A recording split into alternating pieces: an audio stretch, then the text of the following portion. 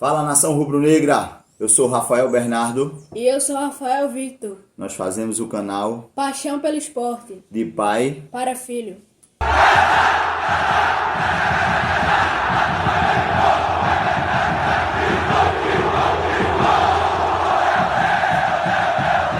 E aí, estamos hoje fazendo uma análise pós-jogo, a estreia do Sport Clube do Recife, conhecido como o maior do Nordeste, o Leão Original.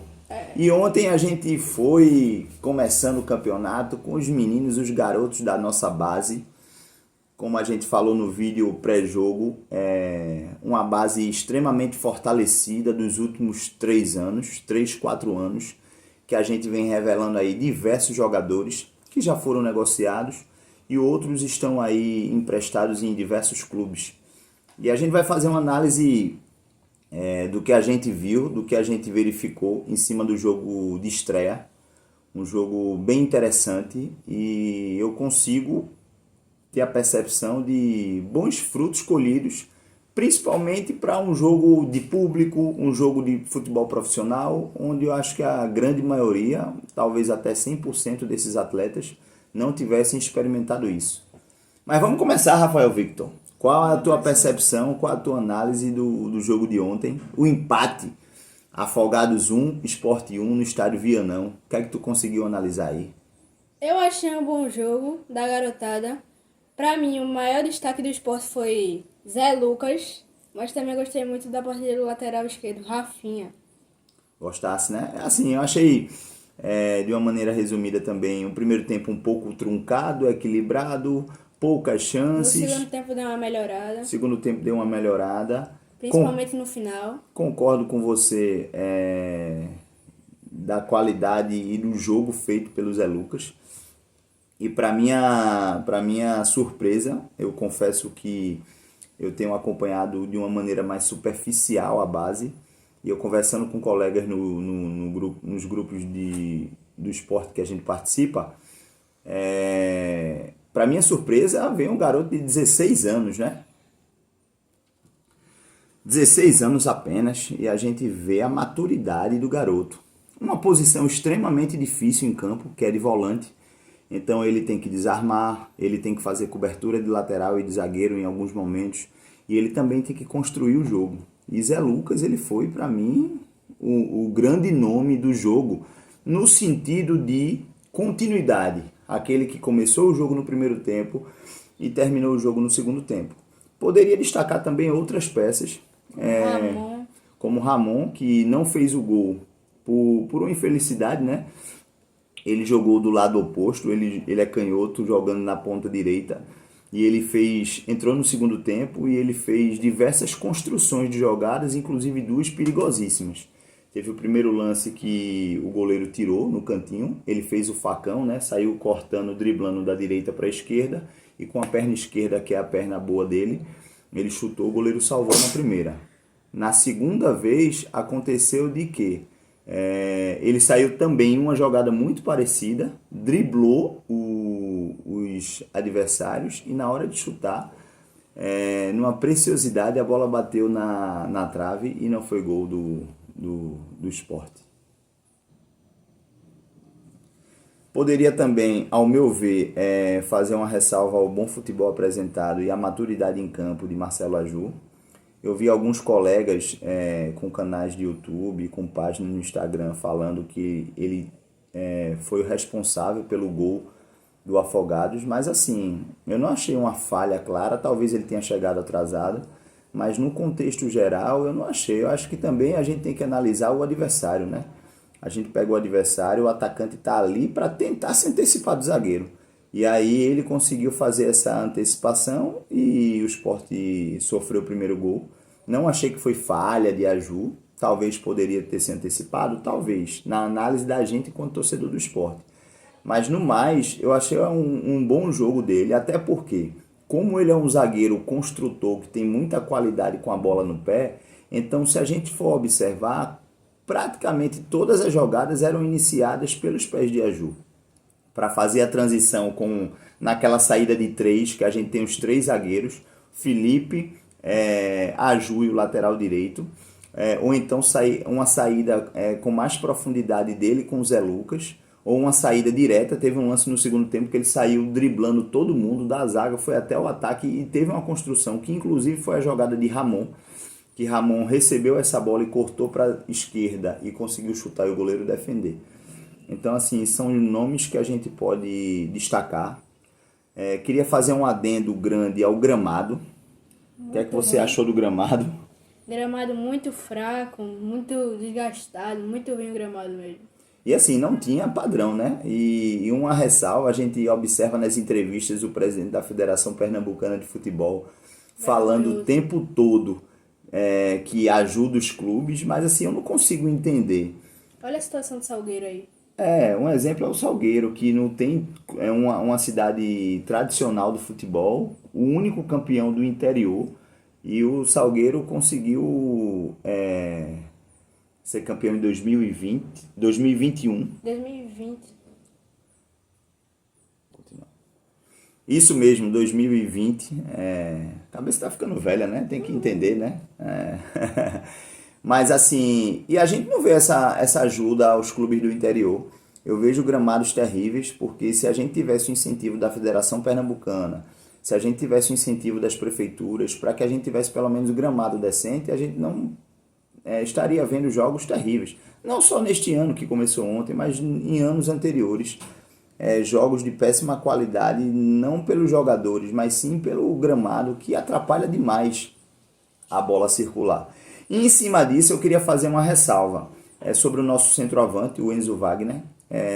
Quem é mais veterano como eu, em 2013 a gente teve um atacante chamado Adriano Chuva, que ele era mais um segundo atacante e também às vezes fazia uma função de centroavante. Ele era grandão, tinha características físicas muito parecidas com a de Enzo Wagner, que eu vi jogar ontem. Pela primeira vez eu vi Enzo Wagner jogando. E assim, se assemelha muito essa característica física e algumas movimentações em campo. Por exemplo, é um centroavante que procura jogo a todo instante, procura o jogo apoiado com o lateral direito ou esquerdo que está ali naquela jogada de triangulação, procura fazer uma parede para o meia que está tentando construir alguma coisa.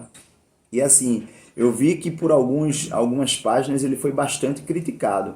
A gente tem que entender que é o primeiro jogo como profissional, defendendo as cores do clube, com torcida, um jogo valendo. E outra coisa, o gramado não ajudou o cara a construir o futebol. Normalmente, centroavantes são jogadores mais pesados, que fazem mais parede, que fazem mais uma construção de jogo de costas para o gol.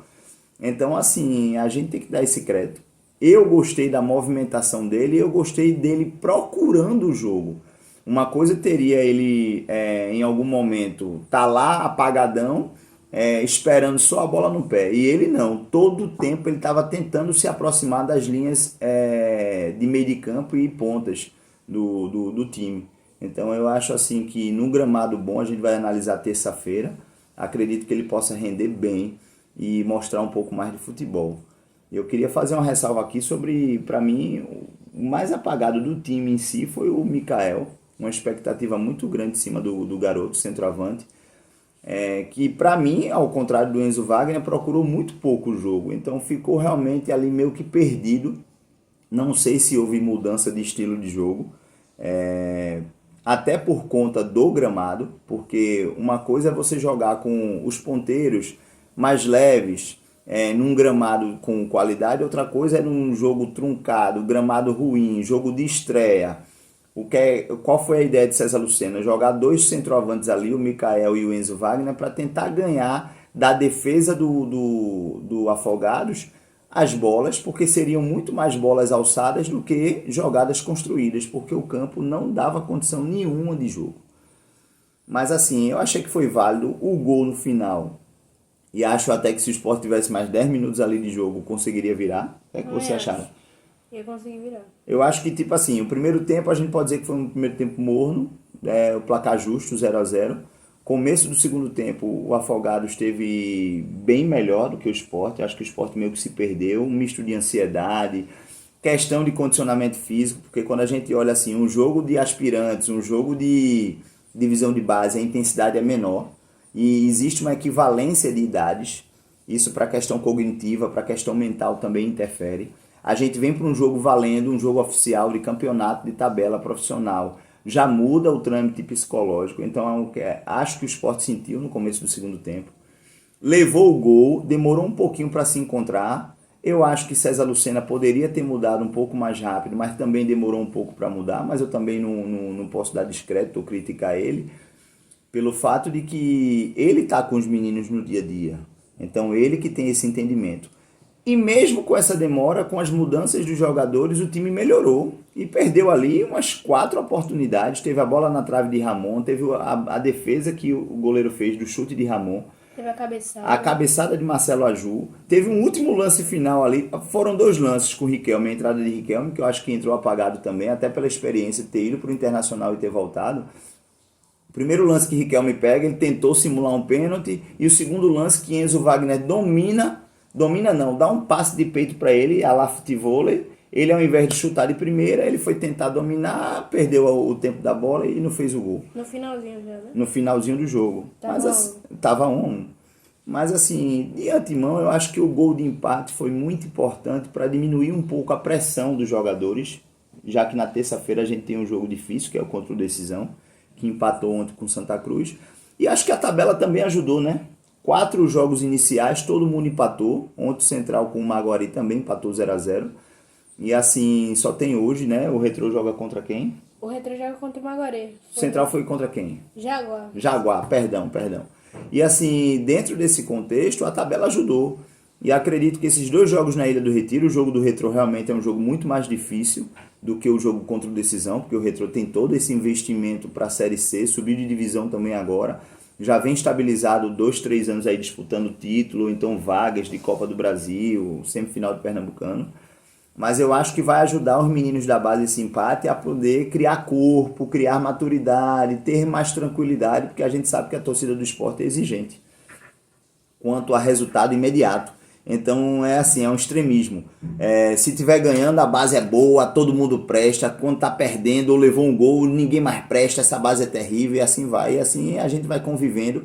A gente com mais idade vai convivendo. Imagina esses meninos que estão começando uma carreira agora, né? Não é isso, Rafael? Exatamente. Mais alguma observação para falar do jogo de ontem?